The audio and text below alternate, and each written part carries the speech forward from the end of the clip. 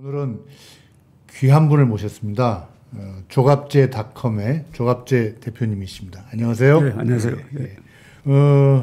뭐 보수의 그 정통 보수의 이론가라고 생각하시는 분들도 많겠지만 저는 전부터 그 조갑제 대표님의 글을 기자로서 그 조갑제 대표님의 글을 많이 읽었기 때문에 좀 언론인으로 생각하는데 1971년부터 기자 생활을 하셨어요? 예, 맞습니다. 1971년 2월 1일부터 부산에 있는 국제신보에서 출발을 했습니다. 예.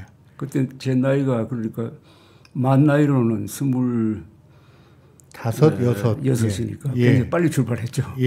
제가 고등학교 졸업하고 부산 수산대학 들어갔다가 2년 다니고 그다음에 공군에 입대를 했어요.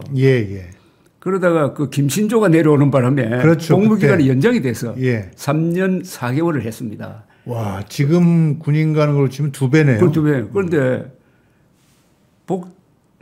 복학을 하려니까 시간이 비더라고.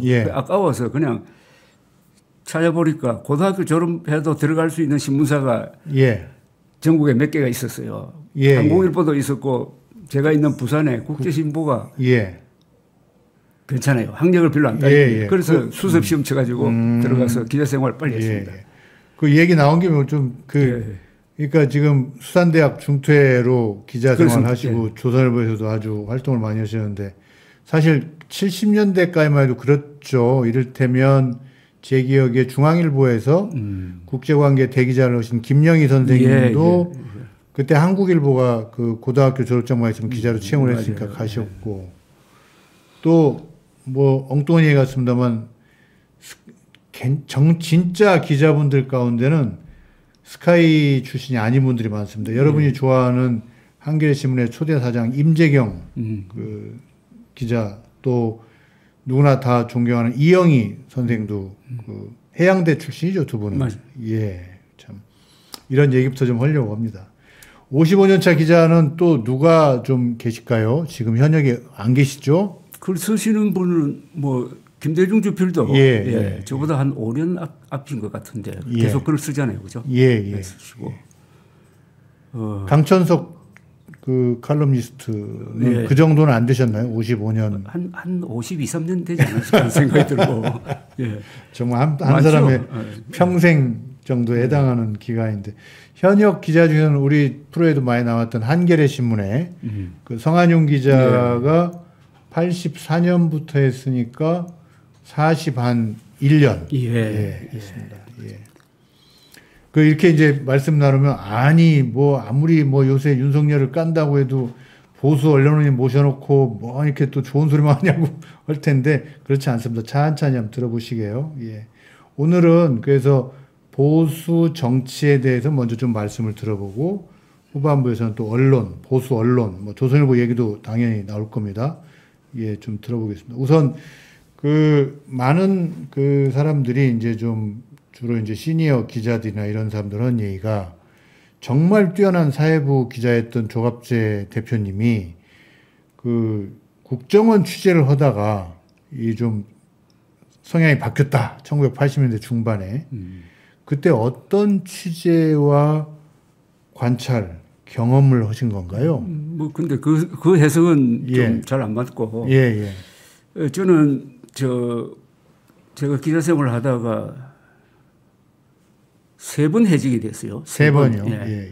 맨 처음에는 76년에 포항석유 발견됐다 해가지고 대통령이 발표를 했는데 제가 취재해 보니까 이 경제성이 없어. 지금처럼.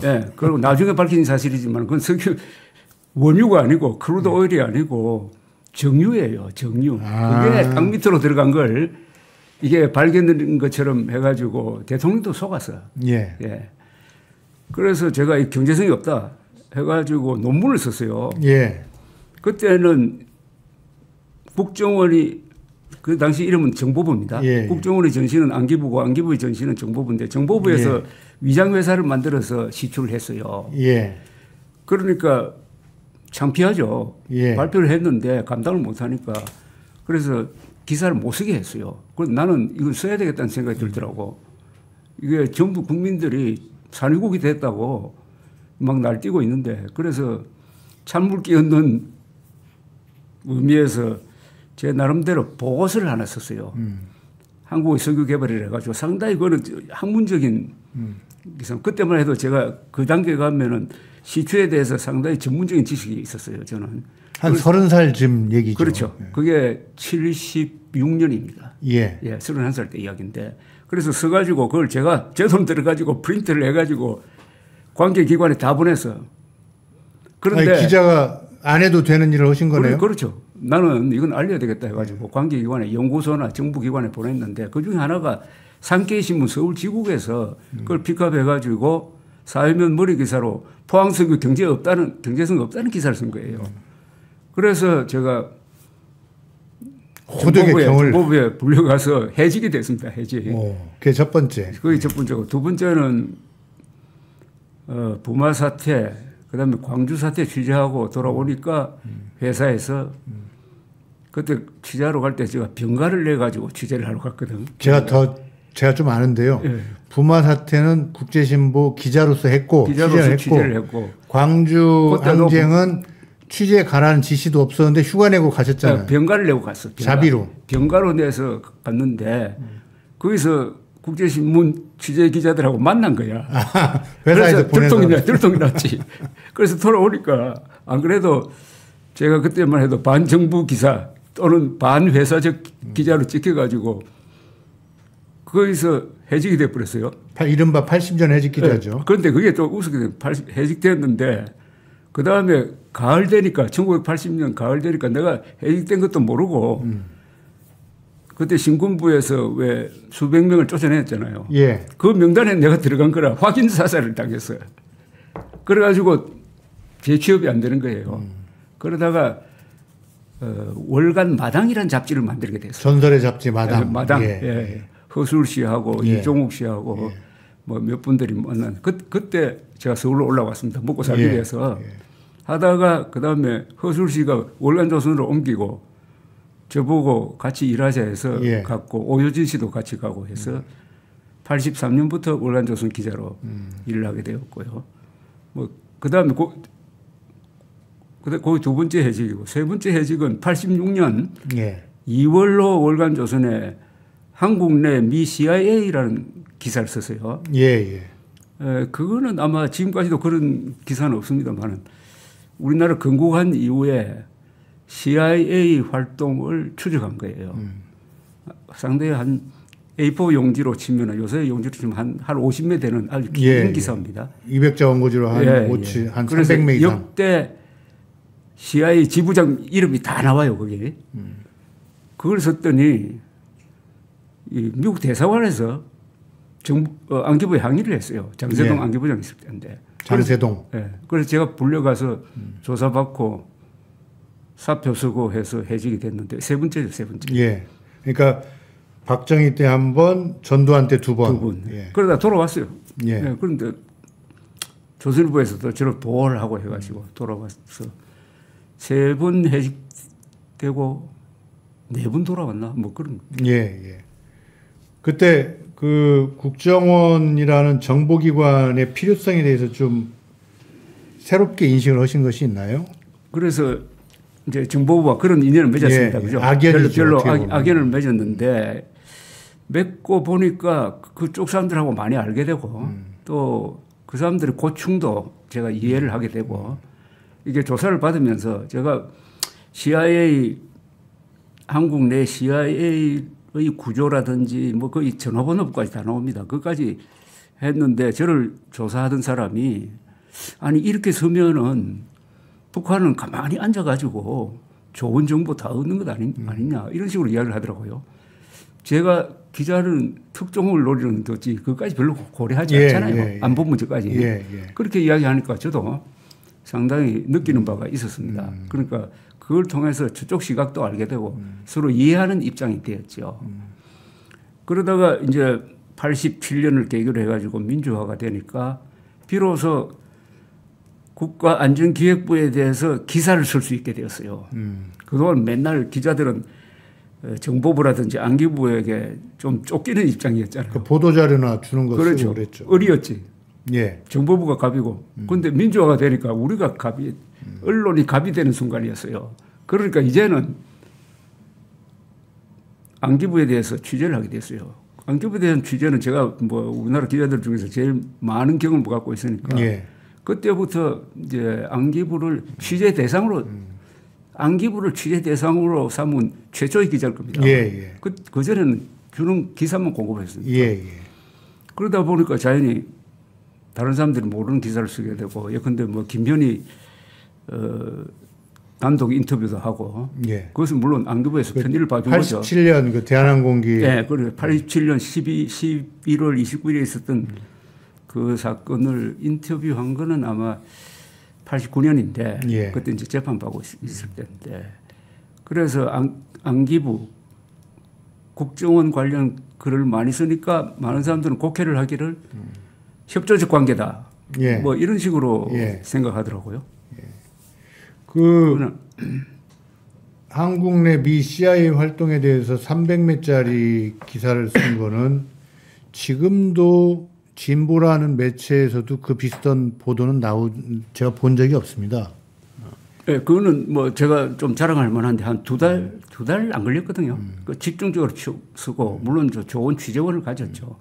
그리고 뭐 접근할 수 있는 방법이 있더라고. 예. 그게 그래서 쓴 건데 그건 아마 제가 쓴 밖에 없어요. 거기서 더 보탰으면 좋겠는데 그 뒤에 CIA의 한국 내의 활동에 대한 취재가 없더라고. 예. 거기 있으면 참 좋은데. 그러니까 사실상 미국이 그 한국에 많이 개입하고 있고 현실적으로 그리고 그 주요한 수단이 중앙정보부를 통해서인데 CIA를 통해서인데 거의 언급이 없고 언론의 영역에서 사라졌습니다. 사라졌습니다. 예.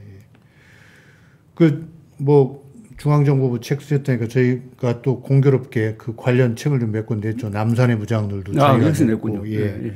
김충식 기자가 쓴 거. 그다음에 그 시사저널에 오래 있던 김당 기자가 쓴 국정원 저 시크릿 파일도 저희한테 나오고. 예. 선생님 책까지 하나 더 내면 좋겠습니다.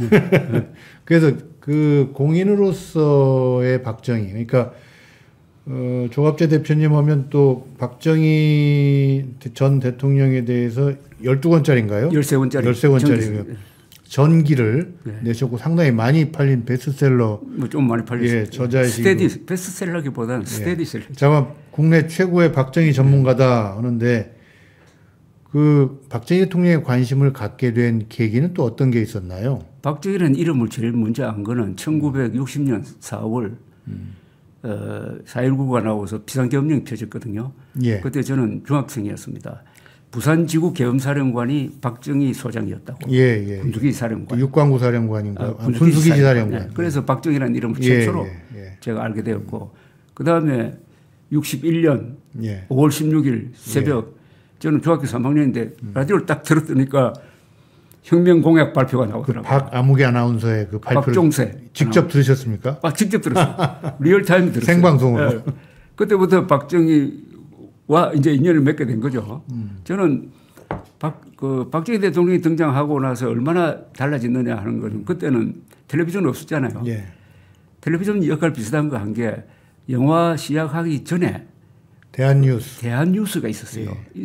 그때 이제 홍보 거기 보니까 박정희라는 자그마한 사람이 와가지고 군 작업복 딱 입고 지휘봉 들고 걸어가는데 얼마나 걸음이 빠른지 그걸 통해서 80대 이승만 대통령 시절이 끝나고 40대 지도자가 나타나서 진두 지휘하는 게 딱 느껴지더라고요. 세대 교체가 느껴지죠. 그때 유행했던 노래가 어제 돌아가신 한명숙 씨가 부른 노란 샤스 입은 사나이.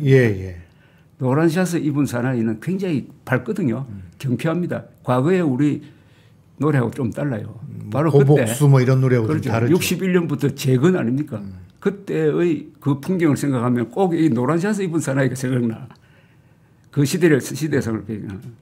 그래서 저는 고등학교 들어가서부터 박정희 팬이 됐어요. 그다음에 김종필 씨.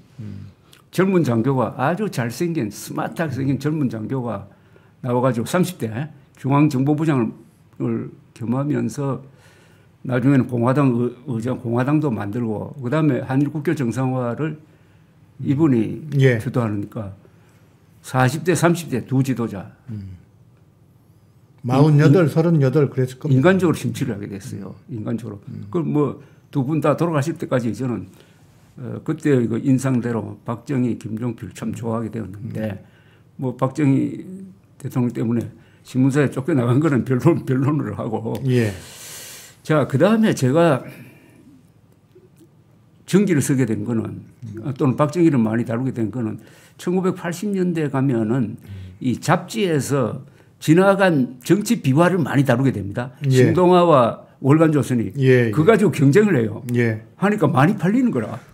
제가 기억하는데 85년쯤 해서 신동아와 월간조선의 광주항쟁 비화가 처음으로 수십만 부 길게 팔렸어요. 공개되면서 한 30만 부씩 맞아요. 30만 부, 나중에 40만 부까지 갑니다. 그 비화를 다루다가 보니까 박정희 대통령에 대해서 쓰게 되고 대부분의 기사가 박정희 시절의 비화라. 그래서 그러다가 제가 1984년 여름으로 기억되는데 국립현충원에 갔어요. 그때 국립묘지인데 박정희 대통령 묘소를 한번 찾아가 봤습니다. 저는 그때만 해도 박정희 격하운동 비슷한 게 있을 때라서 아무도 찾아오지 않을 거라고 했는데 가보니까 막 시골에서 올라온 사람들이 참배한다고 줄을 서 있더라고요. 저는 그 줄 쓸 마음은 안 되고 그 맞은편에 가서 서 있는 사람들 얼굴을 보니까 얼굴 새까맣게 탄 농민들인데 그렇게 표정이 뭐라 그럴까 감사의 표정이에요. 아, 이분 덕분에 우리가 이렇게 살고 있구나 하는 게 얼굴에 그 서민들, 농민들 얼굴에 남아 있더라고요. 예. 그게 굉장히 인상적이었습니다. 그게 뭐 계기가 됐다고는 볼 수 없지만 그 뒤부터 하여튼 내가 박정희 전기를 한번 써야 되겠다는 생각을 가지고 있다가 뭐 우여곡절 끝에 그걸 쓰게 되었습니다. 그 등소평이 그랬던가요? 그 모택동에 대해서 07과삼이다 그렇죠. 이렇게 했는데 조 대표님이 보실 때 박정희 대통령은 공과 과를 나눈다면 어느 정도 되나요? 뭐 9대 1이죠. 9대 1. 그러니까 박정희라는 분은 어떤 분이냐면은 18년 동안 집권했잖아요. 그죠? 예. 최단기간에 최악의 조건에서 최소한의 희생으로 최대의 업적을 남긴 사람입니다. 쉽게 말하면은 박정희 대통령은 정치적 암살을 한 사람도 하지 않았어요. 뭐 아니 김대중 납치 사건 그 암살 안 했잖아요. 그럼 또 김대중 납치 사건은 박정희 대통령이 지시한 게 아니라 이우락 씨가 자발적으로 한 거고. 그래서 이 정도의 큰 변화를 가져오는 데는 다른 나라 같으면은 몇십만 명이 죽어요. 몇십만 명이 죽어도 이런 정도 발전을 못 해요. 그런데 철권 통치를 하기는 했지만은 이분이 기본적으로 따뜻한 마음을 가진 교양인입니다. 그리고 교사의 성품을 가지고 있어요. 그런 점에서 저는 박정희 대통령이야말로 진정한 노벨 평화상 수상자감이라고 생각하죠. 그렇지만 또 저도 그런 편이고 이 자리에 나왔던 다른 많은 분들은 박정희 대통령 치세 때 있었던 인권 탄압이나 부당한 그때도 친위 쿠데타 같은 유신이 있었고 그 부분에 대해서 오늘 뭐 토론을 하기 위해서 모신 건 아니니까요. 박정희 대통령에 대한 언급은 두 가지 하나만 여쭤보겠습니다. 그래서 지금 만일 단독 인터뷰를 하게 되신다. 그러면 여쭤보고 싶은 질문 두 가지만 한번 들어보겠습니다. 제일 중요한 박정희의 실정이지. 실정은 뭐냐면은 한글 전용입니다. 왜 한글 전용을 했습니까? 이렇게 묻겠어요. 언어가 얼마나 중요한지 모르신 것 아닙니까? 한국어는 70%가 한자로 표기되어야 하고 30%는 한글로 표기되어야 하는데 70%의 한자어를 한글로 표기하면서 한국어가 지금 망가졌습니다.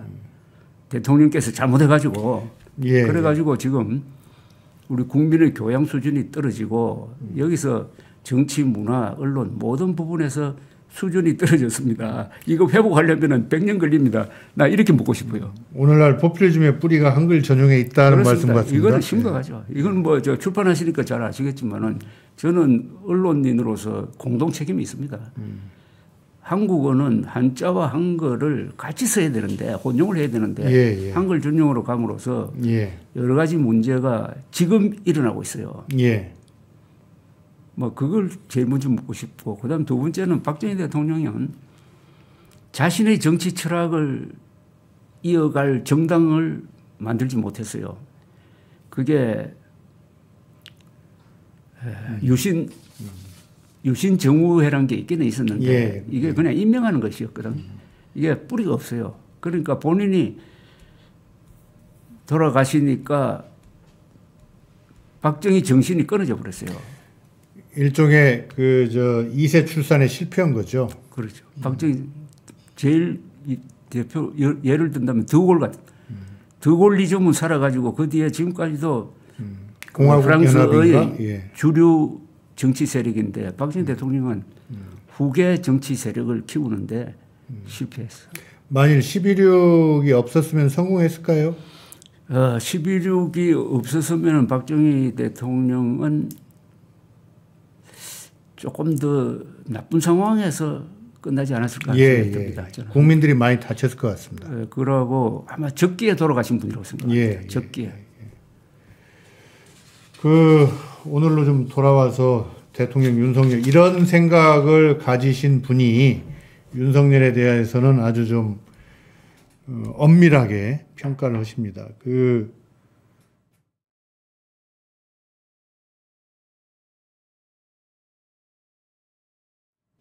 대표님이 생각하는 대한민국 대통령의 기준이 있을 텐데요. 그 기준에 비춰보면 윤석열은 어떤 존재입니까? 지난 우리 역대 대통령들이 총체적으로 설명하면은 나름대로의 시대적 상황에서 최선을 다하려고 노력했다고 봅니다. 저는 노력했다고 봅니다. 다만 두 사람이 예외예요. 문재인, 윤석열 두 사람이 예외인데 윤석열 대통령의 경우는 이분이 검찰총장으로서 조국 수사를 통해서 인기를 얻고 그다음에 보수층이 거기에 기대고 하면서 마치 보수적인 사람으로 포장이 돼가지고 후보로 나오고 선거운동을 하고 당선된 거예요. 예. 근데 결과적으로는 보수를 위장한 거지. 보수를 참칭했죠. 참칭했다고도 볼 수 있는데 본인이 자유민주주의라고 그러는데 자유민주주의가 아니고 어떻게 보면 자의 민주주의지. 자기 뜻대로의 민주주의. 자기 마음대로 하는 걸 자의 민주주의라고 나는 그렇게 해석하고 싶은데 그러나 그때 선택이 어떻게 몰렸느냐 하면 이재명 후보냐 윤석열 이렇게 된 거예요. 예. 이때 다수 보수 세력은 선택의 여지가 없었다고 봅니다. 그러니까 제2기 문재인은 안 된다. 그래서 윤석열 후보를 찍긴 찍었는데 아주 근소한 차이로 0.73% 포인트로 이기는데 그때 난 아직도 기억되는 장면이 하나 있어요.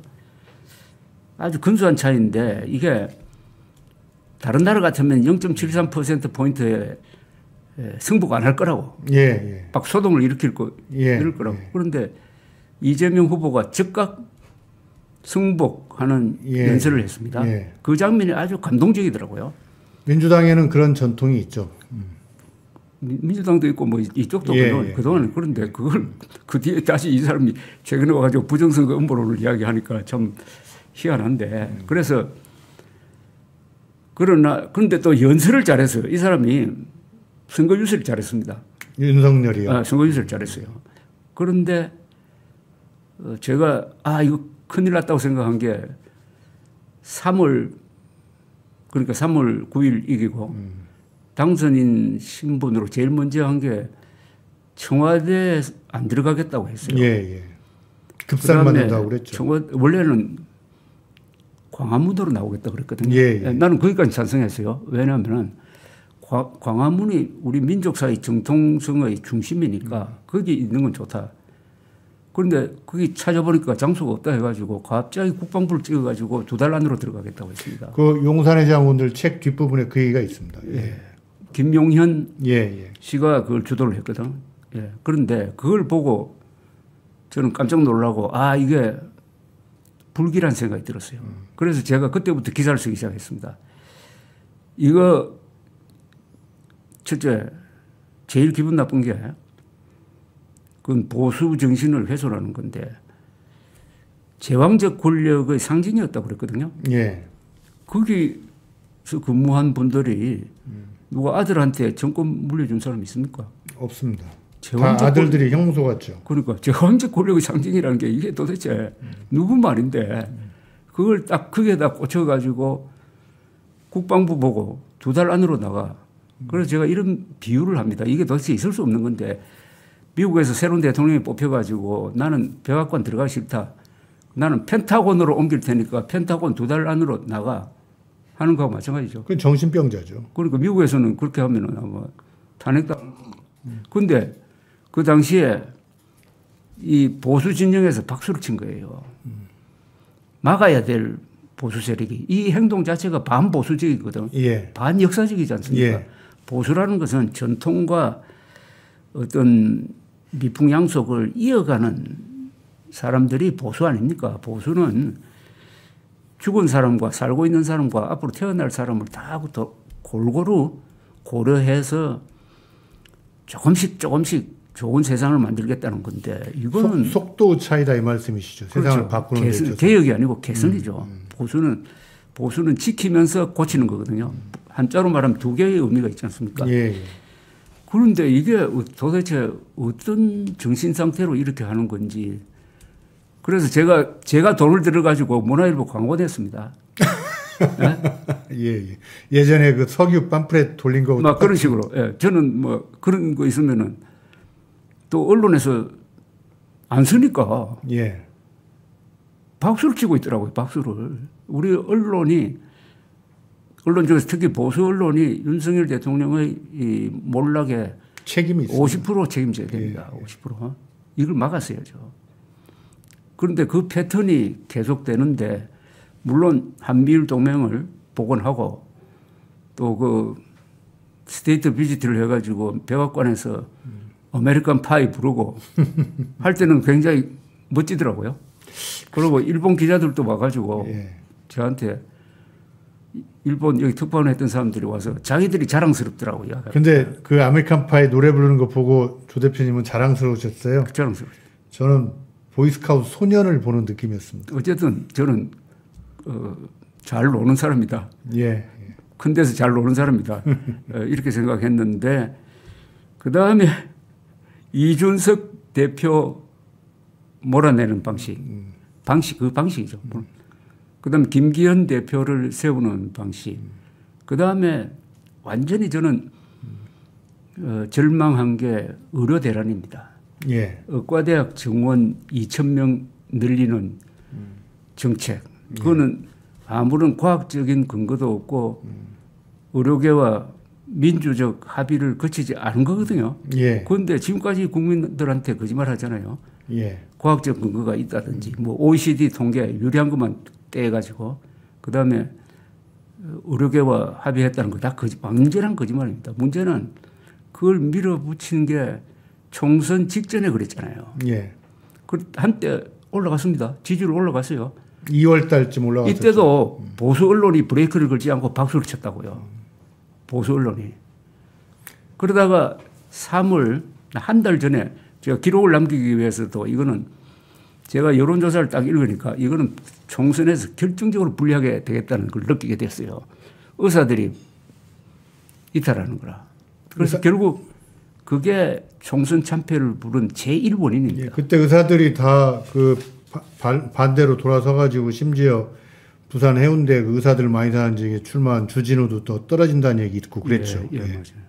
그래서 난 그때부터는 윤석열 대통령이 어떤 식으로라든지 몰락을 할 것이라는 느낌이 들더라고. 그런 걸 많이 썼어요. 이미 지옥문을 열었다. 왜냐하면은 이 의료 대란으로 해서 지금 초과 사망자가 막 나오고 있어요. 초과 사망자가 한 달에 한 1,000명 이상 되지 않을까? 그럼 1년이면 10,000명입니다. 안 죽어도 안 돌아가셔도 그렇죠. 될 분이 지금 10,000명 수술 제대로 못 받고. 예, 네? 예. 그 유명한 의사들 제대로 못 만나고 해가지고 일어난 사고인데 그 누가 이제 집계가 될 거라고요. 집계가. 그런데도 총선에서 참패하고 나서도 계속 뚜벅뚜벅 나의 길을 가겠다고 하더니 결국 계엄이라는 비상계엄 선포로 가버린 거예요. 예. 그러니까 이 일련의 과정이 다 보수적 가치에 대한 배신입니다. 왜 그런 사람이 나왔을까요? 그냥 보수가 이기기 위해서 깜냥도 안 되는 사람을 후보로 옹립한 건가요? 대통령 자리는 예. 어떤 면에서는 거의 다 시대적 산물인 면이 있어요. 예, 시대적 산물입니다. 예. 이렇든 저렇든. 그러니까 시대적 산물이라는 것은 박근혜 대통령 탄핵, 그다음 등장한 문재인 정권의 종북적인 정책에 대한 이 보수 세력의 불만, 탈출구로서 발견한 사람이 윤석열 후보 이렇게 된 거죠. 이렇게 된 건데, 그런데 뭐 판단은 잘못할 수가 있어요. 판단이 잘못됐다고 했을 때, 특히 보수 지식인은 내 과거 한국 지식인들이 뭐 모든 지식인들이 마찬가지지만은 지식인은 자신의 과오를 바로잡기가 좀 힘들어요. 쉽지 않죠. 자기 합리화를 한다고. 예. 그렇죠. 윤석열을 지지했던 사람이 반대로 돌면은 그건 과거에 늘 뭐 했나? 거기에 대해서 논리적인 무슨 이렇게 뭘 하기 위해서 계속 말도 안 있는 걸로 해가지고 윤석열을 지지한다고. 근데 예. 저는 이런 문제에 대해서는 항상 사실을 우선시하니까 사실대로 따라가다가 보니까 윤석열 비판자가 된 거예요. 예, 예.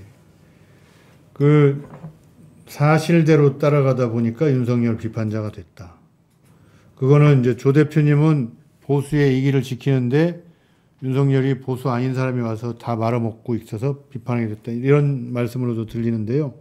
우선 눈에 보이는 거 하나 여쭤볼게요. 그 하문경 씨라고 왜 저 80년대 미문화원 사건 잘합니다. 했다가 이제 저 한동훈 대표가 스카우트 해가지고 그 국민의힘의 마포 지구당도 맡았는데 어제 SNS에 이제 이런 글을 올렸어요. 예.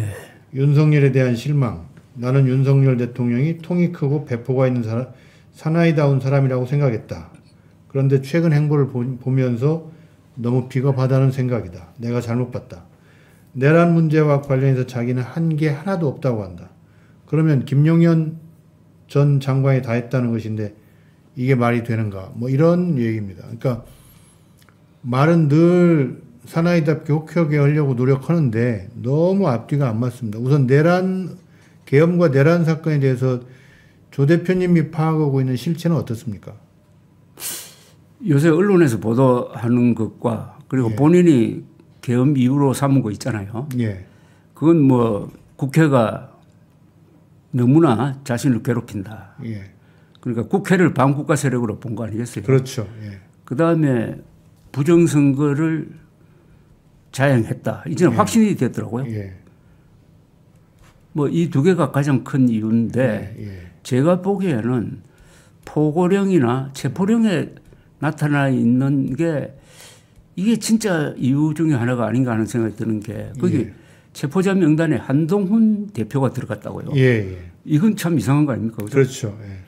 저는 김건희 여사 특검 표결을 앞두고 있었는데 4일인가 앞두고 있었죠. 예, 12월 10일로 예정돼 있었는데 그걸 막기 위한 그러니까 김건희 여사를 보호하기 위한 계엄이란 측면이 강하지 않느냐 하는 생각이 하나 들고 두 번째는 포고령에 보면은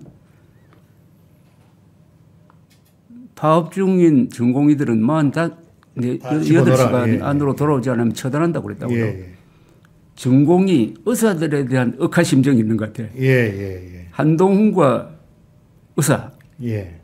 그러니까 의료 대란으로 이분이 굉장히 스트레스를 받았고 김건희 여사 문제로 스트레스를 받은 게 그런 식으로 드러났다고 본다면은 진짜 이유는 김건희 여사 보호를 위한 계엄 선포가 아니었느냐 하는 생각을 하는 사람이 많아요.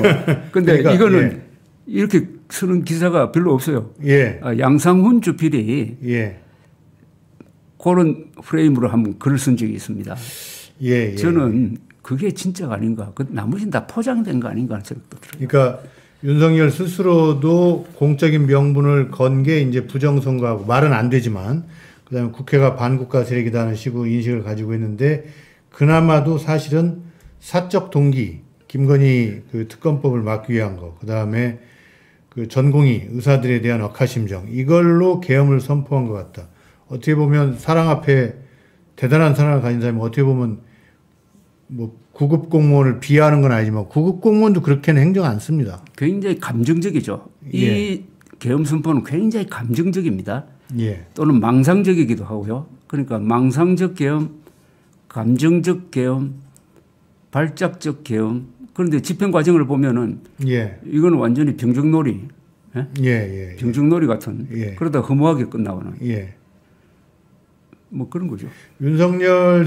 윤석열의 공이 있다면, 역설적인 공이 있다면 대한민국의 시스템이라고 할까요? 내지는 그 군대에도 격이 있고 뭐 장관에게도 격이 있는데 그걸 무참하게 허물어뜨린 그런 공이 있다고 생각합니다. 그건 뭐 공이 아니지. 그 과죠, 과. 그런데 제일 지금 타격을 많이 받은 게 우리나라 군대입니다. 국군이 이런 대접을 받으면 안 되거든요. 정말 안 맞는 악연이에요. 우리나라 국군은 20세기에 이스라엘 군대와 맞먹을 정도로 국가 발전에 기여를 했습니다. 건국의 초석, 호국의 간성, 근대화의 기관차, 민주화의 울타리 역할, 그리고 앞으로 자유통일을 뒷받침하는 무력으로서 역할을 해가지고 인류 군대가 됐어요. 인류 군대가 됐는데 이번에 이렇게 하는 바람에 군 수뇌부가 다 감옥에 가고 그리고 그때 보여준 명령이 안 통하고 그러니까 국군 통수권자가 워낙 말도 아닌 명령을 내리니까 이 사령관들이 어쩔 줄을 모르고 하는 이런 이상한 모습을 보여준 거예요. 그건 명령이 안 통하는 군대는 그게 군대가 아니거든요. 그런데 물론 그 원인은 명령이 부당할 뿐만 아니라 헌법에 위반하니까 소극적 저항을 한 거예요. 어떻게 보면 항명을 한 겁니다. 항명. 그거는 우리나라가 상당히 군대가 직업군대 또는 민주적 군대가 됐다는 건 증명이 될지는 모르지만 결과적으로 군대 자체로 보면은 이게 오합지졸은 아니에요. 오합지졸이라는 말은 아니고 그래서 이런 걸 보여주면서 우리가 지난 70여 년 동안 만들어낸 여러 가지 제도 중에서 의료제도가 세계 인류가 되었고 군대 조직이 세계 인류가 된 것 아닙니까? 국가가 지탱할 때 두 개의 조직이 있다면 의료 시스템하고 군대 아니겠어요? 사람 생명을 지키는데. 건강을 지키고 안위를 지켜주는. 그 두 개를 한 사람이 부숴버렸다 이겁니다. 그래서 그것만 해도 역대 최악의 대통령입니다. 그 시청자분들께서는 이렇게 진보 쪽의 논객들이 말씀하시는 거하고는 좀 다르게 윤석열 대통령에 대한 그 지적을 지금 듣고 계신다 이런 생각이 드실 겁니다. 용산으로 대통령실을 이전한 것부터가 군대하고 참 안 맞습니다. 지금 가장 큰 피해자는 저는 대한민국 군대라고 생각해요. 완전히 지휘부가 쪼개져 버렸어요. 기강도 없어지고 뭐 기강이라는 건 그때 나왔던 계엄군들이 그렇게 했어야 된다는 게 아니라 이 장교들이나 장군들을 가지고 얘기하는 거죠. 그들의 승진 지상주의가 그냥 여실히 노출돼 버렸고. 저는 이렇게 된 큰 원인이 장소의 문제라고 생각합니다. 청와대에 들어가서 정상적인 환경 속에서 자기만의 시간을 갖고 일해야 될 대통령이 그 용산이라는 볼품없는 곳에 가서 노출된 데서 두서없이 일하다가 자멸한 거예요. 왜 두서가 없느냐 하면은 출퇴근하잖아요. 대통령이 출퇴근하면 안 됩니다. 출퇴근하는 걸 자랑했잖아요. 군 도순권자가 출퇴근하는 나라는 세계에서 제가 아는 한 없어요. 그 굉장히 불편할 뿐만 아니라 위험하거든요. 그러다가 결국 관저가 흉가가 된 거 아닙니까 이번에. 그러니까 다른 나라는 경호실은 없어도 대통령이나 총리가 그렇게 출근은 않습니다. 안 합니다. 그래도 그걸로 끝났어요. 국방부가 옆에 합참으로 갔고 합참이 또 남태으로 간다고 그러고. 한 칸씩 밀어낸 거죠. 그리고 밀려난 외교부 장관은 아마 비서실장 공간으로 옮겼을 거라고. 거기서 또 옮겼어요. 하나. 그러니까 이게 국가 지휘부를 찢어버렸어요. 국가 지휘부를 찢어버렸다. 그래서 이거는 다음 대통령이 해결해야 됩니다. 어떻게 해야 된다고 보십니까? 청와대에 돌아가야 됩니다. 그런데 들리는 말로는 각국의 정부기관들이 지금 청와대자에다가 도청장치 엄청 심었다던데요. 그건 다 거짓말. 다 거짓말이고 그걸 그럼 잘 됐지. 가서 보안검사하면 나오는데. 그 심었어도 다 뽑을 수 있나요? 몰라야죠. 그건 윤석열 대통령을 편들려고 하는 사람이 예. 왜 청와대에 안 들어갔느냐. 거기 문재인 정부 때 뭐 간첩들이 심어놨다. 아니 그게 말이 됩니까 그게? 아니 그러니까 청와대 그러니까 대통령실이 용산을 옮기고 거기가 일반적인 공간이 된 사이에 뭐 와서 많이 심었다. 그렇지는 않을 거고. 그야 뭐 찾아내면 되니까. 그래서 예. 돌아가야 됩니다. 돌아가야 머리맡이 안정돼요. 사람이 잠들 때 머리맡에 뭐 물건 같은 거 놓으면 꿈자리 사납잖아요. 예. 그거와 마찬가지입니다. 또 얼마나 청와대가 좋은 자리입니까? 천하제일복지라고 그 조선시대에 쓴 글도 있잖아요. 예. 이거 아세요? 용산 대통령실 이름 안 지어준 거 알아요? 누가요? 이름이 없잖아요. 용산 예, 대통령실 없죠. 이름 없잖아요. 예, 없죠. 예. 아니, 청와대라든지 뭐 이런 식의 이름이 없죠. 아기가 태어나가지고 3년이 지났는데 부모가 이름 안 지어주면은 그게 무슨 마음입니까? 그런 거 걱정을 해야 될 시간에 뭐 술만 먹고 지금 앞으로의 윤석열의 운명에 대해서는 어떻게 보시나요? 아까 어떤 분이 왔다 가시는데 살아생전에는 햇빛 아래 못 나올 거라고 하던데. 법적으로는 이미 뭐 결론이 나 있는 거 아닙니까? 예. 저 탄핵 인용될 거고. 예. 내란 사범. 그다음에 내란 우두머리 혐의로 중형을 선고받을 거고. 다만 지금 윤석열 대통령의 전략은 법정에서는 아무리 다퉈봐도 법리적으로는 안 되니까 헌재 출석해가지고 발언하는 거, 뭐 또는 메시지 내는 걸 통해서 장 외에서 자신의 지지자들을 결속시켜가지고 예. 이번 선거 때 유리한 환경을 만들고 그리하여 자신의 법적 문제를 풀려고 하는 그런 전략을 쓰고 있는 것 같은데 예. 잘 안 될 것 같은데. 조 대표님이 지금 새로운 해석을 했습니다. 지금 헌재라든지 이런 데 나가서 윤석열이 이야기를 하는 자기 강변을 하는 이유는 이걸 통해서 일부지만 그 지지층을 더 확실히 다지고 대선에서 그걸로 일정한 영향을 미치고 그래서 대선 이후에 그걸 가지고 협상을 하려고 하는 것 같다. 이렇게 분석을 했습니다. 그런 것 같아요. 근데 잘 안 될 것이다. 왜냐하면은 부정선거 음모론을 들고 나왔기 때문입니다. 예. 사실 한국에서 선전선동은 원래가 좌파가 잘하는 거예요. 예. 좌파는 개혁투쟁론이라는 신념을 갖고 있으므로 선전선동은 예. 그 뭐 사실을 떠나서 예. 하는 게 그 본업인데 뭐 광우병 선동이라든지 천안함 폭침이 북한 소행이 아니라는 선동 그건 좌파가 했는데 이상하게 한 10여 년 전부터 이 보수 쪽에서 이런 음모론이 나오기 시작해가지고 광주 사태에 600명의 북한군이 들어갔다든지 뭐 누굽니까 또 박원순 씨 아들 박주실이가 가짜 신체 검사를 해가지고 병역 기피했다든지 그러다가 부정선거 음모론 그다음 한 걸음 더 나가면 또 트럼프도 부정선거로 졌다고 하는 이런 쪽으로 가는 바람에 어느덧 보수가 선동 세력이 돼버린 거예요. 예. 일부의 보수인데. 그런데도 사실은 소수였습니다. 극우가 보수를 끌고 가는 거죠. 소수였어요. 예. 그래서 극우라는 표현도 좋지 않아요. 극우라고 해가지고 거짓말을 하지 않습니다. 오히려 극우는 정직한 사람인 경우가 많아요. 순수한 사람인 경우가 많아요. 부정선거 음모론자들은 이건 극우 자격이 없어요. 극우 이런 거짓말, 황당한 거짓말을 해가지고 그러고 음모론도 급이 있는 것 아닙니까? 예. 케네디 대통령 암살 범인이 오스왈드 말고 다른 사람이 있다. 그런 걸 주장하려면은 뭐 탄도도 검사하고 뭐 여러 가지 이렇게 좀 그걸 설명해 가지고 사람을 속인다고. 부정선거 음모론은 완전히 황당무계한 국민학교 정도의 지력만 있으면 안 속는 그런 걸 가지고 사람들을 속여 가지고 그러나 지난 총선 때 거의 다 해결됐다고. 그 다 떨어졌죠. 왜냐하면 민경욱이도 떨어지고. 그러고 지난 총선 때 한동훈 대표가 부정선거론자들이 주장하는 걸 받아들여 가지고 수검표 단계를 하나 더 넣었거든. 예. 원래 수개표입니다 이게. 수검표 단계를 하나 더 넣었다고.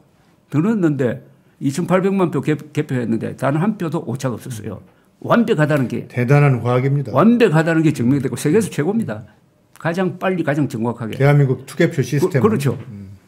그런데 윤석열 대통령이 망상에 빠진 것 아닙니까? 그러니까 죽은 이미 정리된 부정선거 음모론을 무덤에서 다시 끌어 올린 거예요. 그런데 이게 굉장히 커졌어요. 예. 지금 여론조사 해보니까 보수라는 사람의 반이 부정선거 음모론 믿고 국민 전체로 치면 한 30%예요. 그러면 30% 내가 인구로 한번 계산해 보세요. 한 1,000만 명 됩니다. 예. 이 1,000만 명을 일종의 정신적 장애자로 만드는 겁니다. 부정선거 음모론에 한번 빠지면요. 그 사람이 비참하게 됩니다. 예. 주변에서 그 사람들을, 그런 사람들을 제대로 보겠어요. 어떤 모임에 그런 사람 한 사람 끼이면은 안 가려고 합니다. 그 조직을 파괴합니다. 지능이 떨어지는 사람으로 보이죠. 그렇죠. 그런데 실제로는 거기 보면은 뭐 장군도 있고 사성 장군도 있고 교수도 있고 많습니다. 뭐 대사 출신도 있고 검사장 출신도 있고 그렇습니다. 예. 그러니까 이거는 사교거든요. 음모론이라는 게 거기에 주술 광신적인 요소가 있잖아요. 그러니까 어쩌다 한국의 보수가 이런 그 음모론, 광신적 음모론의 포로가 됐는지, 그리고 이거의 전망은 어떻게 될지. 그건 이번에 이 사태는 완전히 윤석열 한 사람 책임입니다. 윤석열 대통령이 지난 총선에서 자기가 잘못해가지고 참패해놓고 그걸 어디 다른 거 돌파구를 찾다가 보니까 4월이 부정선거였다라고 주장하는 유튜브를 많이 본 것 같아요. 예. 그게 중독된 것 같아요. 속은 것 같아요. 그래서 이런 어마어마한 일을 저질렀는데 문제는 대통령이 이러니까 부정선거 틀림없다고 생각하는 사람들이 너무 많아지고 그게 또 최근에 윤석열 대통령에 대한 동정심과 결합이 되면서 성인 인구의 30%가 이런 황당한 음모론에 넘어간다는 것은 국민들을 뭡니까 이거 타락시키는 겁니까? 예. 이 이상 큰 문제가 있을까요? 이 이상. 지도자 하나를 잘못 뽑아가지고. 그래서 지금 당면한 문제가 나는 이 문제는 좌우를 떠나서 이거 해결해야 됩니다. 부정선거 음모론을 해결해야 돼요. 우리나라의 미래를 위해서. 더구나 젊은 층이 많이 넘어갔다고. 예. 그래서 요새 젊은 층이 원래 중도하면은 좌파 쪽이 많았는데 이번에 구속된 법원 난동으로 구속된 사람들 중에 20대, 30대가 제일 많잖아요. 근데 그거는 사랑제일교회 그 전 목사가 좀 조종했다는 또는 뭐 신천지 얘기하는 사람도 있고요. 어쨌든 끔찍한 일이 벌어졌습니다. 저는 계엄 그 자체보다는 부정선거 음모론이라는 이 바이러스가 정신적 바이러스가 퍼져버린 거예요. 이 코로나보다 더 위험한 사태입니다. 정신적인 겁니다. 그러니까 이게 신앙적이기 때문에요. 이게 좀처럼 빠져나오기가 힘들어요. 걱정되는데요. 그 세 번째 나쁜 경우도 있을 수 있지 않습니까? 어떤 사람은 이렇게 얘기합니다. 우리나라도 그래서 이제 그 프랑스의 국민전선이나 독일의 그 AfD 같은 극우 정당이 나오는 거 아니냐. 그 주동자는 황교안이나 민경욱이나 윤상현 같은 사람이 하고 그래서 한 10% 정도 득표해가지고 선거 비용 보전 받고 맨 오른쪽에서 엉뚱한 얘기 계속 해대면서 대한민국의 시스템과 이 번영의 판을 깨려고 할 거다. 이렇게 전망한 사람도 있습니다. 저 유럽의 극우 정당보다 훨씬 더 위험하죠. 더 유럽의 극우 정당은 주로 이민 문제 뭐 그렇죠. 이런 거 아닙니까? 그러나 지금 부정선거 음모론자들의 그 주장하는 수준이 전면적인 체제 부정 아닙니까? 그러니까 선거는 국민들의 일반 의지를 보여주는 주권 행사입니다. 그러니까 최고도의 그러니까 주권 행사로서 정권을 바꾼다 이겁니다. 옛날에는 정권 바꾸려면은 뭐 전쟁을 하든지 암살을 하든지 이렇게 됐잖아요. 선거를 통해서 정권을 결정하니까 선거야말로 신성한 겁니다. 그런데 선거 결과에 불복하는 거 있잖아요. 이게 나는 반역이라고 봅니다. 공정한 선거 결과에 승복을 해야 될 의무가 있잖아요. 그런데 대통령이 나서 가지고 부정선거였다라면서 지금 국회의원들은 부정선거로 당선된 사람들이다. 저 국회는 무력화시켜야 된다. 이렇게 생각하면 이게 반역 아닙니까? 실제로 이번 계엄의 동기가 거기에 있었지 않습니까? 예. 그래서 부정선거 음모론은 이거는 체제를 부정하는 겁니다. 민주주의를 부정하는 건데 그래서 이거는 앞으로는 형사처벌해야 된다고 봐요. 저는. 그러니까 부정선거 음모론을 퍼뜨리는 사람들 그래가지고 돈벌이 하는 사람들은 형사처벌해야 됩니다. 그리고 법을 새로 만들든지 해야겠네요. 그러고 이런 유튜브에 이야기해가지고 이런 걸 올리는 걸 못 올리게 해야 돼요. 그 전례가 있어요. 2020년 그때 선거 때 트럼프가 부정선거 음모론을 주장했잖아요. 했다가 그 유튜브에 얘기해서 유튜브에서 다 삭제. 우리도 그렇게 해야 됩니다. 우리도 유튜브에 회사에 요구를 해야 돼요. 왜냐? 이건 명백한 거짓말 아닙니까? 그리고 이걸 통해서 사회 불안을 조성하고 있잖아요. 법원 이번 난입이나 2021년 1월 6일 미국 의사당 난입이나 똑같은 사태 아닙니까? 그리고 이걸 통해서 유튜브를 이용해가지고 돈벌이 하고 있잖아요. 반사회적이고 반국가적이잖아요. 이건 언론 자유가 아니지. 언론 자유로 보호할 게 아니지.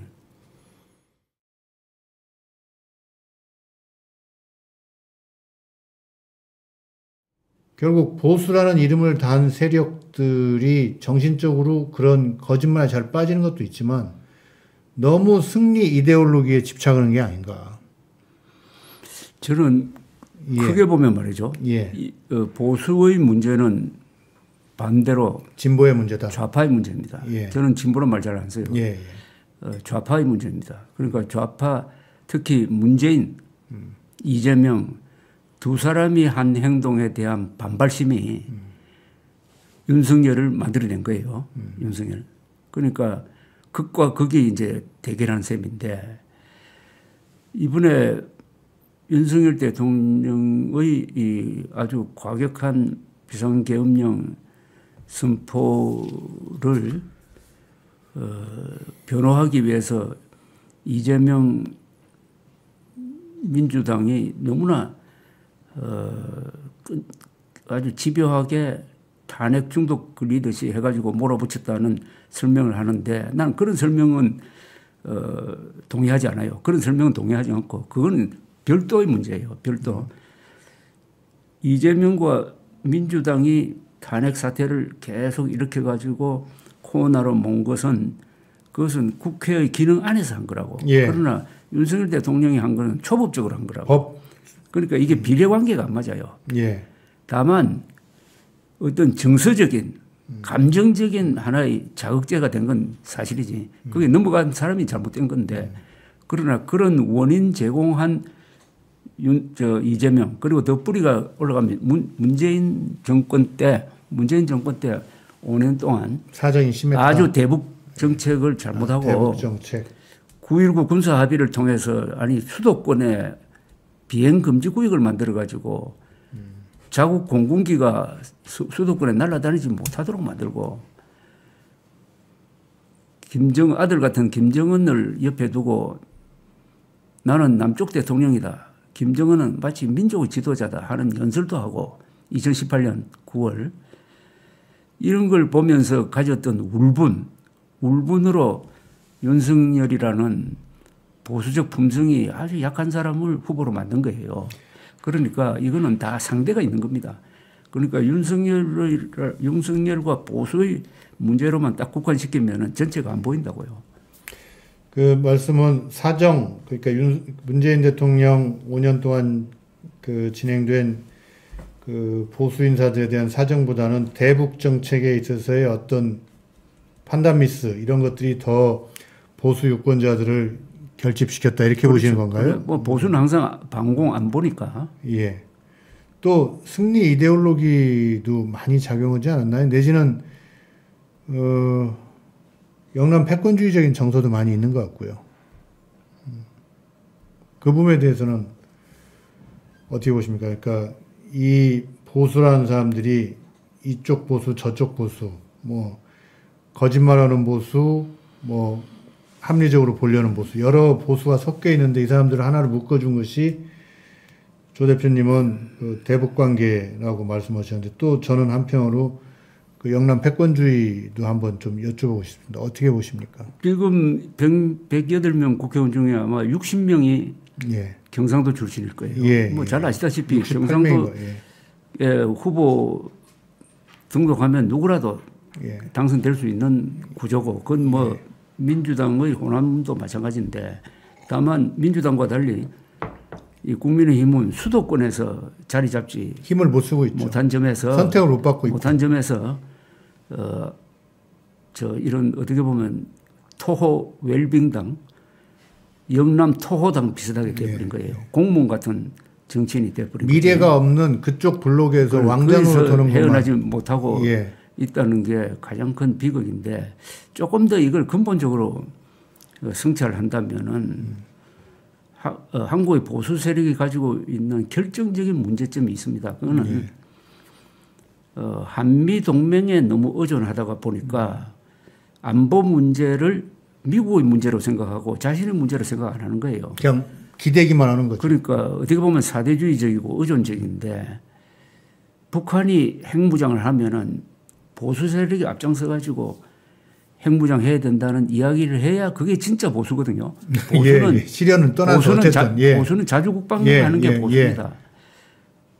그런데 그 이야기가 안 나오죠. 제대로 나오긴 나와도 힘있게 안 나왔어요.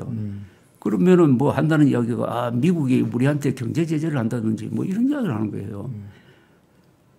아니 한국이라는 나라가 얼마나 큰데 핵 개발한다고 경제 제재 당할 나라가 아닌데 한국을 경제 제재하는 나라가 오히려 손해를 보게 돼 있는데 그런 자신감 없이 그런 식으로 하다가 보니까 어떻게 됐느냐. 안보를 말하면서 안보를 사실상 소중하게 여기지 않는 사람으로 되어버렸어요. 그러면은 보수는 보수 가치의 50%가 날아갑니다. 예. 그러다 보면 자연히 작은 정치 사소한데 정신을 쏟게 되는 거예요. 예. 큰 걸 놓쳐버리니까. 보수의 미학이 없어지는 거예요. 보수는 멋져야 됩니다. 그리고 절도가 있고 책임감 있고 무엇보다도 유능해야지.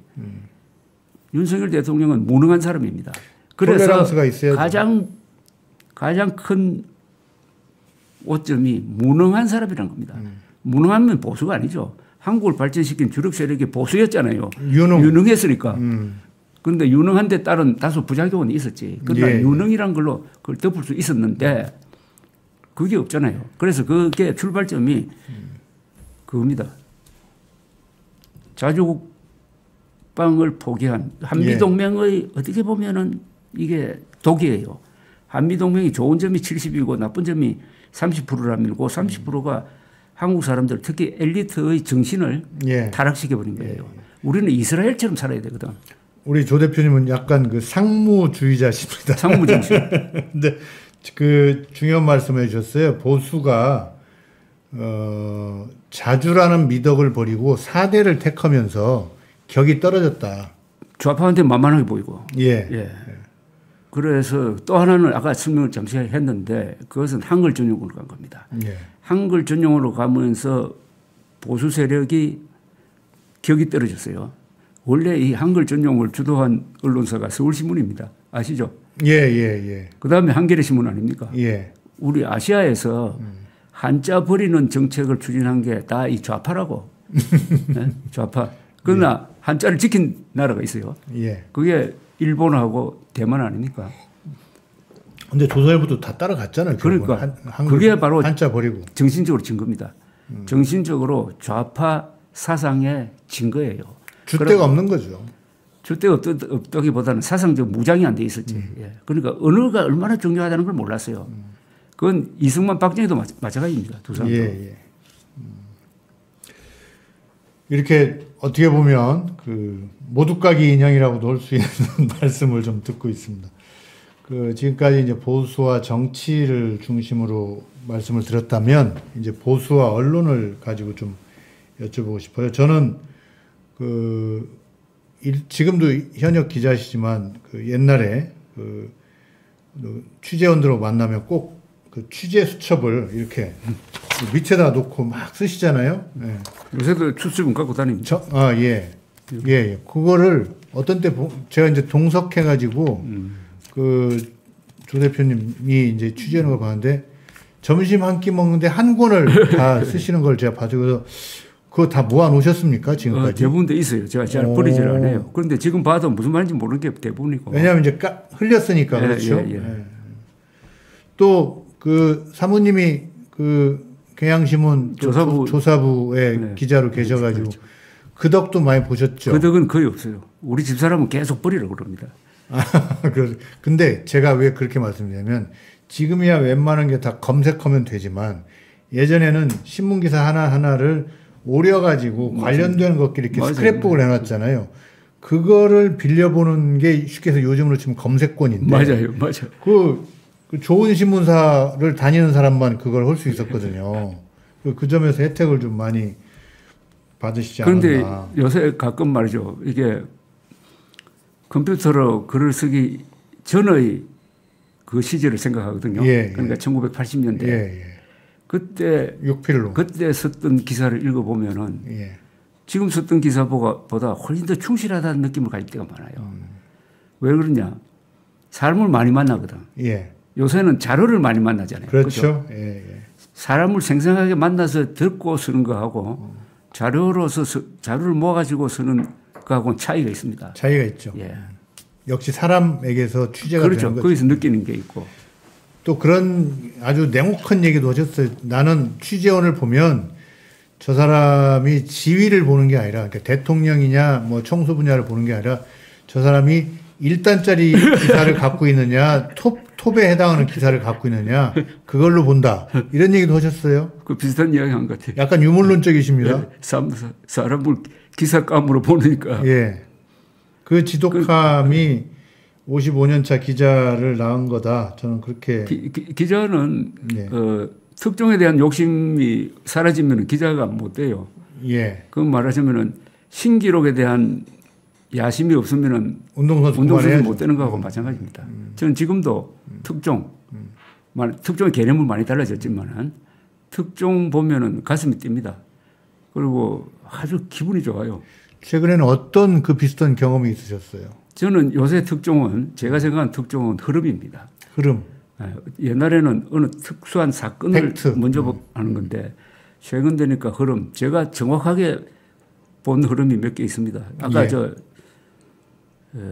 청와대 옮길 때부터 이대로 가면은 윤석열 대통령 망한다. 망조의 시작이다. 그다음에 이준석 이런 식으로 몰아내면 2030 중도 잃는다.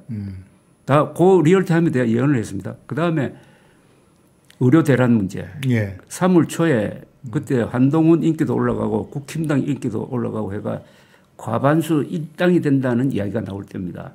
저는 여론조사를 딱 보니까 이거 뒤집어진다. 의사들이 이탈하고 있다. 그래서 3월 6일 제 유튜브에도 쓰고 조갑지닷컴에도 썼어요. 이것 때문에 진다. 진다. 뭐 이런 흐름을 정확하게. 그래서 요새 저보고 뭐 여기저기 나오라는 사람들이 많은데 왜 그랬느냐면 제가 윤석열 설마 계엄이란 걸로 이렇게 몰아갈 줄은 몰랐어요. 그러나 그 형식이 어떻든 이거는 몰락으로 가는 거다. 하는 글을 써놓으니까 정확하게 맞았다고 판단해서 그런지. 뭐 그러면 예측, 알겠습니다. 많은, 그러니까 요즘은 팩트보다 트렌드를 잘 보는 게 특종이다. 그 예측한 트렌드 중에서 아직 실현이 되지 않은 게 있다면 어떤 게 있으신가요? 지금 대선 예측이 참 어려워요. 조기 대선 예측이. 아주 지금 유동적입니다. 아직은 판단을 못하겠다. 굉장히 유동적입니다. 한번 생각해 보십시오. 우리 김 선생님도 생각해 보면서 한번 예측을 한번 해보세요. 사실은 지금 예측하는 게 가장 큰 모험이면서도 적중하면은 그게. 아니, 저도 뭐 친구들이랑 독서 모임 친구들이랑 예측해가지고 미국 대선 있기 한 3주 전에 내기에서 트럼프가 300명 이상의 선거인단을 받아서 승리할 것이다라고 15대 1로 이겼는데, 지금 이제 이번 대선에서 어떻게 될지 예측을 못 하겠다라는 것도 어떻게 보면 예측이거든요. 근데 사실 민주당권의 많은 분들은 지금 뭐 여론조사 안 좋아서 걱정이다 하지만 그래도 대세론을 믿는 편인데 지금 조 대표님의 이 얘기는 굉장히 그와 다르게 정말로 뒤집어질 수도 있다는 말씀이잖아요. 오늘 여론조사 공정이라는 데서 여론조사한 거 보면은 이재명 대 김문수, 이재명 대 원희룡, 이재명 대 오세훈이 비슷하게 나와요. 뭐 중간치를 짚으면 한 42대 37 정도로 나오더라고. 그런데 이상하게 이재명 득표율은 그 지지율은 항상 43, 42예요. 딱 고정돼 있어요. 근데 이쪽에 누구를 붙여더라도 36 정도는 받더라고요. 그러니까 사실 비슷해진 거예요. 같아져 버린 거라. 그러니까 고전적인 대선 구도로 돌아갔어요. 그건 뭐냐면 좌우 대결이니까 5%포인트 범위 안에서 결정이 되거든요. 그러니까 왜 이래 됐느냐 하는 것은 뭐 다 아시다시피 두 가지죠. 윤석열 대통령에 대한 가혹한 수사로 인식된 점, 윤석열에 대한 동정심, 그다음에 이재명 민주당의 독주, 폭주에 대한 저항, 분노 이런 게 상승작용을 일으킵니다. 그래서 한 달 사이에 뒤집어져 버린 겁니다. 이런 큰 여론의 변화는요. 2009년 5월 노무현 서거 대통령의 극단적 선택 이후에 일어난 거하고 비슷합니다. 그 전과 후의 변화 크죠. 그 전에는 거의 대부분이 노무현 대통령을 버렸잖아요. 그러다가 그런 식으로 드라마틱한 사건이 있은 후에는 완전히 달라졌잖아요. 이것도 새로운 해석이십니다. 동의하고 안 동의하고를 떠나서 보수 쪽 사람들은 2009년 5월에 노무현 대통령이 서거하신 것 이후에 이제 보였던 그런 흐름과 민심 변화와 좀 비슷하다는 얘기인데, 저도 하나 또 새로운 해석을 하자면 지금 이재명 대표가 덮어쓰고 있는 그 악마화된 이런 것들은 87년 대선이나 92년 대선 때 김대중 후보가 뒤집어 썼던 거하고 좀 비슷하다 이런 생각도 있습니다. 어떻게 생각하십니까? 그보다는 훨씬 더 심각하다고 보는데요. 이건 훨씬 더 구체적이고 그 전에 있었던 건 주로 사상적인 겁니다. 그죠? 김대중 빨갱이다.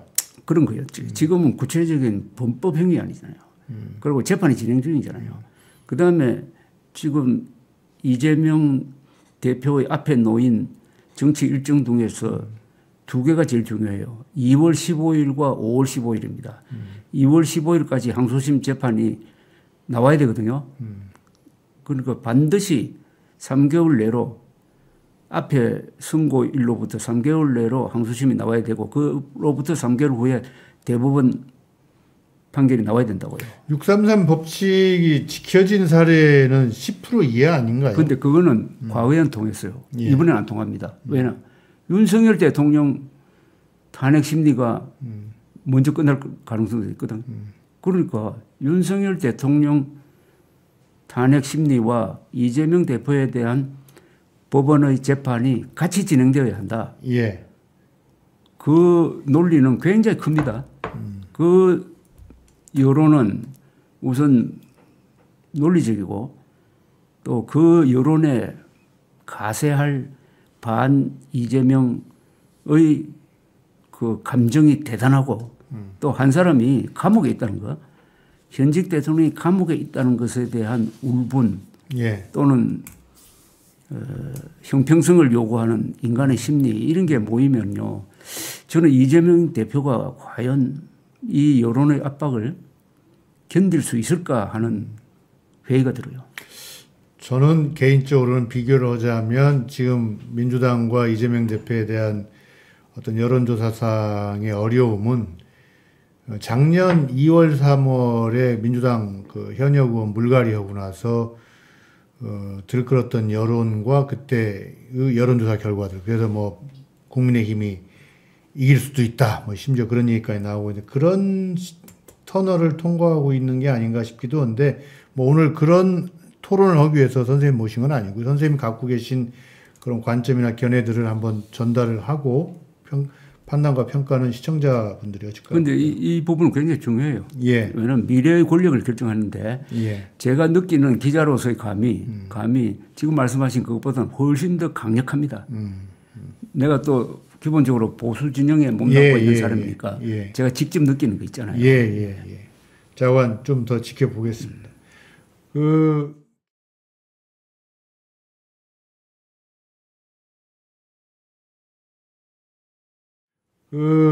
기자 조갑제는 또 항공기 덕후이기도 하세요.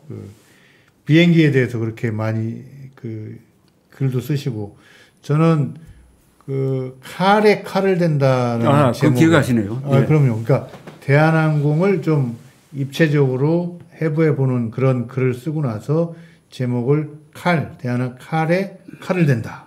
그 르포를 기억하는데 참 제목도 그렇고 내용도 참 굉장히 심층적이었습니다. 마치 아까 말씀하신 대로 한국 내 미 CIA 암약상에 대해서 쓴 것처럼 아주 참 깊게 쓰셨는데 제주항공기 사고 이렇게 구계자이시지만 또 이제 비행기의 구조나 얼개 뭐 항공사들의 어떤 관행 이런 걸 잘 아시는데 어떻게 보십니까?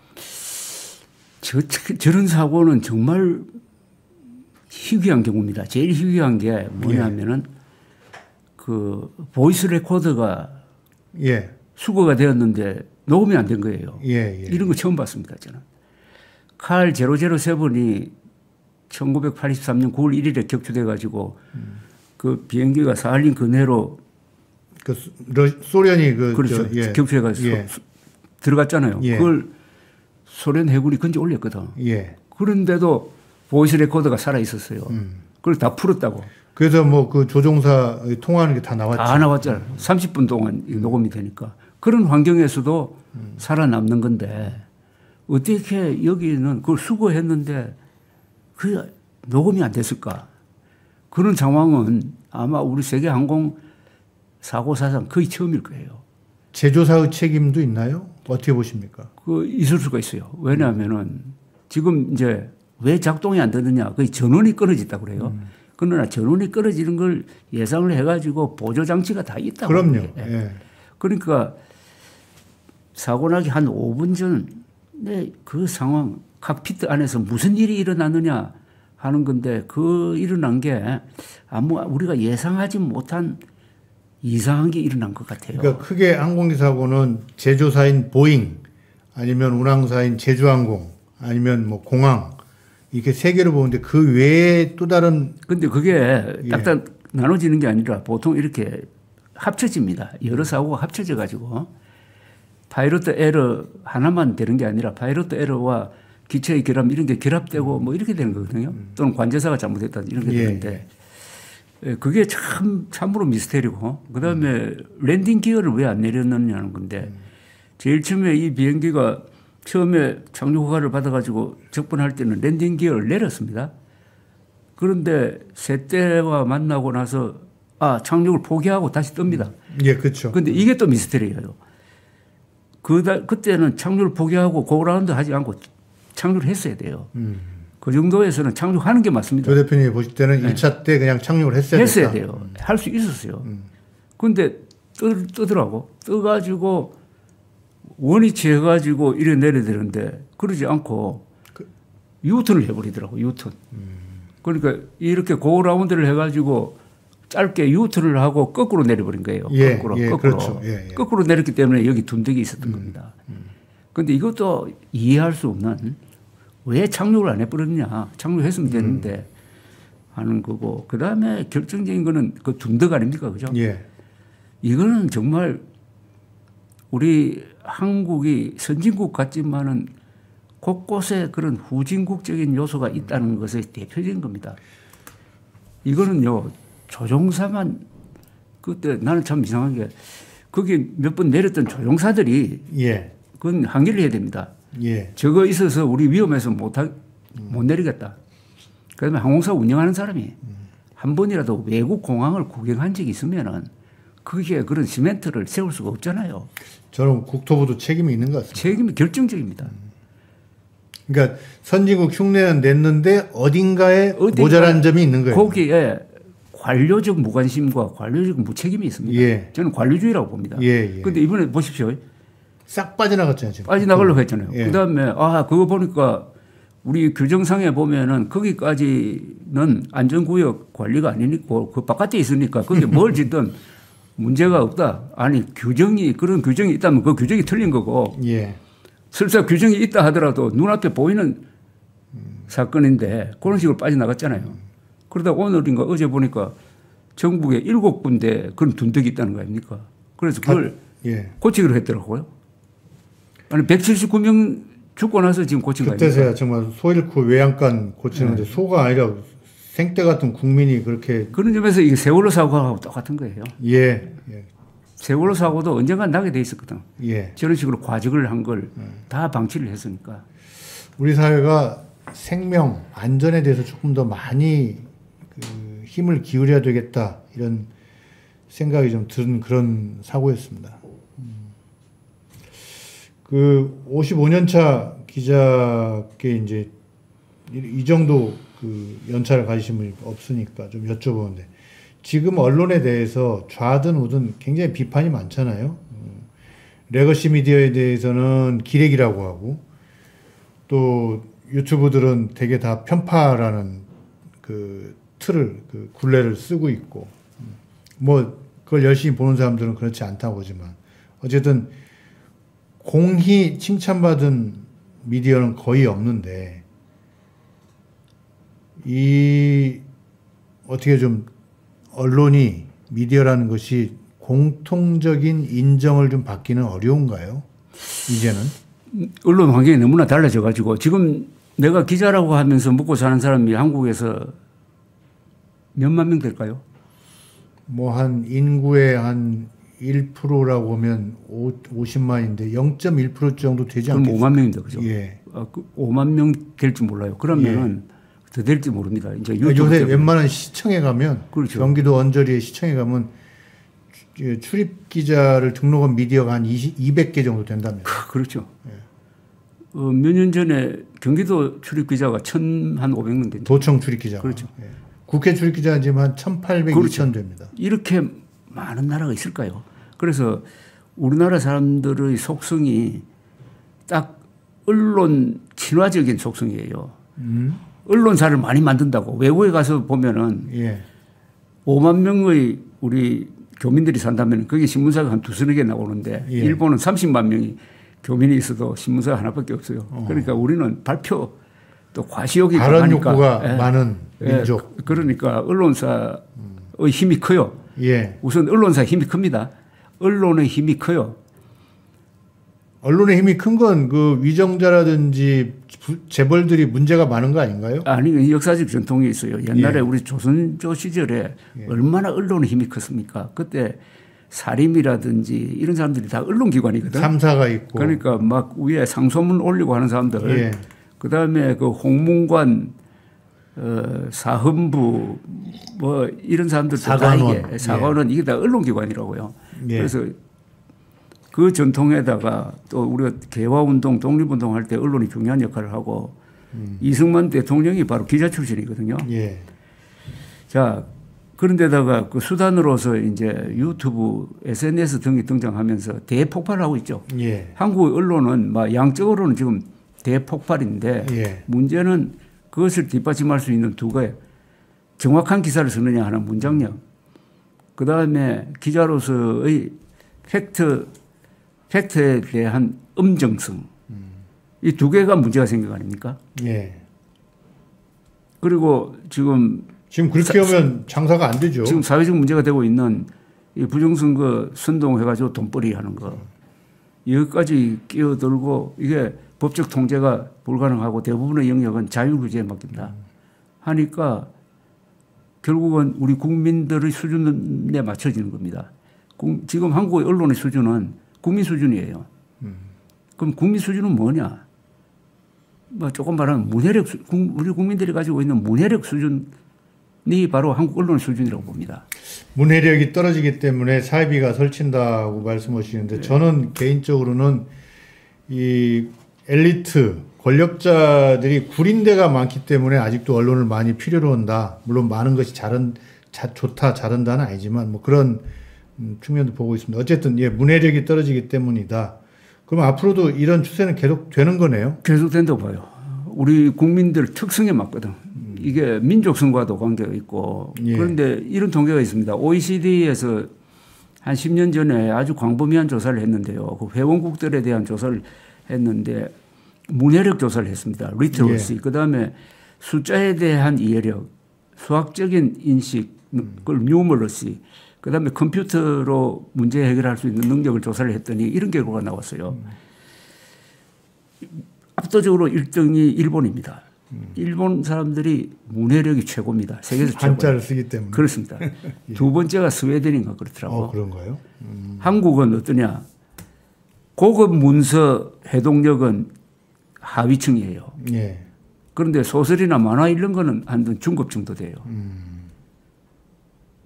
그런데 이 조사에 보면은 문해력이 강하면은 숫자에 대한 이해력도 높다고 되어 있어요. 예. 그 다음에 컴퓨터로 문제 해결 능력도 높아진다고 되어 있어요. 예. 그 다음에 장수한다고 되어 있더라고. 그러니까 문해력을 막는 거죠. 문해력이 높으면 오래 산답니다. 그 다음에 1인당 소득이 높답니다. 부자라는 겁니다. 책도 꼭 투자서가 아니더라도 강남에서 제일 많이 팔립니다. 그렇죠. 예. 그래서 우리가 어휘력만큼 출세한다고 그러거든요. 그게 맞더라고요. 그럼 그 어휘력이, 우리나라 어휘력이 그러면 어느 정도냐 하는 거는 한자를 70%를 한자를 아무 내는 소리로 만들어 버렸으니까 문해력이 예. 점점 떨어졌죠. 문해력은 예. 과거보다 떨어졌습니다. 그거는 뭐 70년대, 80년대 나온 책을 읽어보면 압니다. 예, 예. 그 언론의 문제는 또 문해력의 문제이고 국민성하고도 관계가 있다 그런 말씀이었습니다. 제가 다 동의한 건 아니지만 모처럼 한번 들어보시면 좋겠고요. 그 다음에 그 언론이 이렇게 혼탁하게 된 거는 그 중에 하나로 이제 IMF 이후에 흔히 얘기하는 정치 권력과 경제 권력, 그 다음에 말의 권력, 이 3자 관계가 좀 무너졌다. 그러니까 그 전까지는 정치 권력이 경제 권력을 쥐고 있고, 경제 권력이 말 권력을 쥐고 있고, 말 권력이 정치 권력을 또 일정하게 쥐고 있는 이 서로 물고 물리는 가위바위보 게임이 있었는데, 이게 이제 IMF 이후에 언론사들이 광고, 그러니까 돈의 이제 노예가 되면서부터 말값이 싸졌다. 이런 이야기를 하는 사람들도 있습니다. 그런 부분에 대해서는 어떻게, 지금 조 대표님 같은 경우는 광고나 이런 거 영향을 받지 않고 하시고 싶은 말씀 하시고 수입이 유지가 되시는 거죠. 그렇죠. 책도 뭐 그렇죠. 판매되고. 네. 근데 대체적으로 언론사들이 이제 광고나 협찬, 기업의 도움이 없으면 생존이 어렵지 않습니까? 그렇죠. 그래서 좋은 매체를 만들기 위해서 좋은 기자를 많이 채용하고, 좋은 기자를 많이 채용하니까 기업으로부터 더 많은 돈을 달라고 해야 되고, 이 악순환을 얘기하는 것 같습니다. 그게 뭐 기본적인 구조라고 생각해요. 그러니까 네. 언론의 최종적인 결정 요인이 돈, 권력, 예. 명예심 이런 거거든요. 그런데 예. 돈, 권력, 명예심은 항상 삼각형처럼 이렇게 딱 서로 견제 관계가 예. 해야 되지. 돈 있는 사람이 명예까지 가지려고 한다든지 예. 또는 권력 있는 사람이 뭐 명예까지 가지려고 한다든지 하면 안 되고 자기 직분을 다 유지를 해야 되는 거 아닙니까? 언론은 어떻게 보면 명예 쪽에 해당하는 거 아닙니까? 예. 그러니까 명예롭게 글을 쓰고 하려면은 그것을 지탱할 만한 최소한의 경제적 조건은 마련이 돼야 되는데 저는 과거의 기자들은 가난하면서도 지사적인 풍모가 있었어요. 과거의 기자들은. 그 사람들은 무슨 가치가 하나 있었어요. 그 가치. 그게 뭐 유교적, 선비적 가치이기도 하고 어떻게 보면은 또 어떤 점에서는 애국심이기도 하고 그런 건데 요새 언론계 종사하는 사람 중에서 그런 가치관이 정립되어 있는가 하는 데 대해서는 좀 저는 의문을 갖고 있습니다. 그 애국심이나 뭐 이런 거창한 것보다는 언론으로서 꼭 가져야 될 게 사실에 대한 충성 아니겠어요? 사람에 대해서 충성하는 게 아니라 사실에 대해서 충성하고 정확하게 하고 그다음에 말과 글을 통하는 건데 말과 글이 사람을 해치지는 않아야 된다 하는 정도의 교양 이런 게 있어야 되는데 그 경제적 토대가 무너져 버리면은 그런 걸 다 무시하고 결국 돈벌이 수단으로 전락해 버리는데 부정선거 음모론 선동하는 사람들이 가장 큰 동기는 돈이거든요. 저는 그 부정선거 선동하는 언론 매체를 운영하는 사람 중에 과연 부정선거를 믿는 사람이 있을까 하는 생각이 들어요. 거짓말인 줄 알면서도 하는 거 아닙니까? 생계형이란 말씀이시죠. 거짓말인 줄 알면서 사기치는 거 아닙니까? 예. 예. 비극 중에 비극 같습니다. 그 조선일보 얘기 좀 해보겠습니다. 요 이제 질문, 저희 이제 방송 시작한 지 한 1시간 20분 정도 넘었습니다. 그 요즘 보수 언론의 입지가 좀 없는 것 같습니다. 그러니까 그거 유튜버는 입지가 분명히 있고요. 그 다음에 진보적인 뭐 레거시 미디어나 유튜버들도 입지가 있는데 보수 언론의 입지가 별로 없거나 좁아져 보입니다. 그러니까 로얄티 있는 독자층을 못 갖고 있는 것 같아요. 오디언스층을. 왜 그럴까요?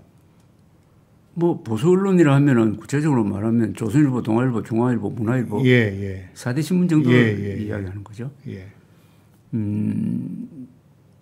제가 여러 번 이야기했잖아요. 뭐 나 어느 특정 신문을 지칭해서는 이야기 안 하고 윤석열 대통령 실패에 보수 언론이 공동 책임을 져야 된다. 그게 뭐 20%인지 뭐 30%인지 그걸 수치화하기는 좀 어려울지 모르지만은 첫째 팬클럽 역할을 많이 했다. 그다음 박수부대 역할을 많이 했다. 명백하게 보수적 가치를 훼손하는 정책을 펴는데도 견제를 하지 않았다. 그다음 무엇보다도 저널리즘의 원칙을 포기를 했다.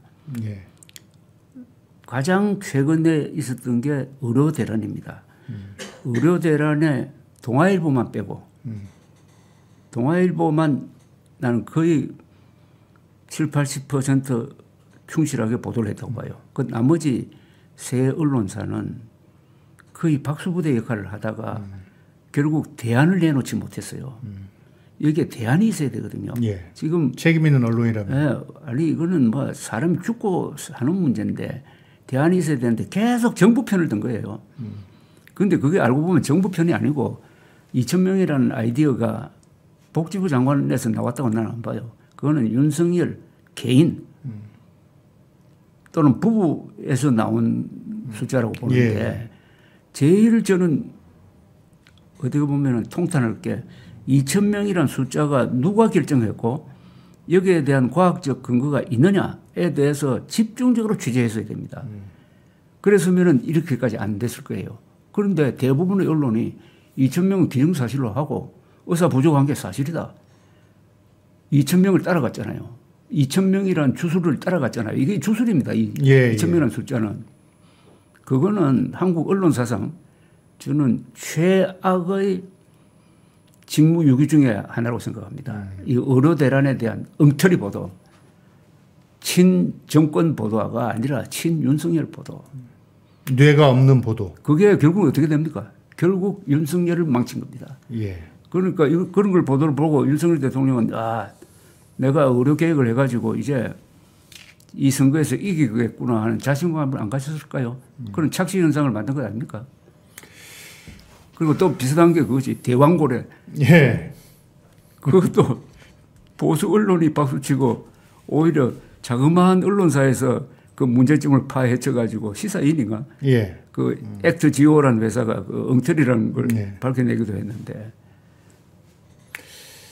그 대왕고래 사건 보시는 느낌이 참 착잡하셨겠어요. 이게 50년 만에 또 재탕하는구나. 또 완전 데자뷰입니다. 지금.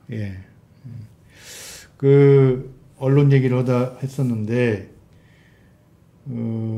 새로운 시대가 열리려면 정치권도 달라져야 되고 뭐 여러 군데 달라져야 되지만 언론도 좀 공개적이고 분명한 자기 사과를 한번 해야 새로운 시대를 시작할 수 있지 않을까요?